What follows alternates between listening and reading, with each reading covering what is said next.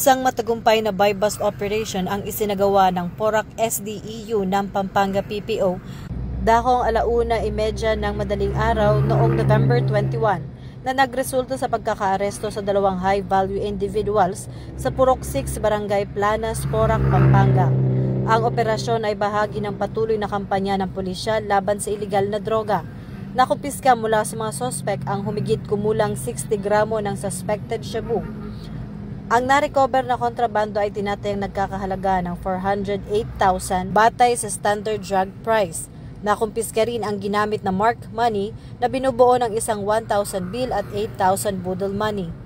Pinuri ni Police Brigadier General Ponce Rogelio I. Peñones Jr., ang Regional Director ng Pro-3.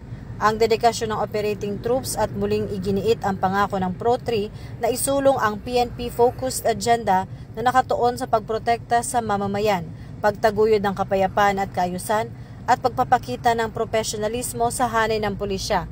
Dahil ito ang bagong PNP para sa bagong Pilipinas, serbisyong mabilis, tapat at nararamdaman.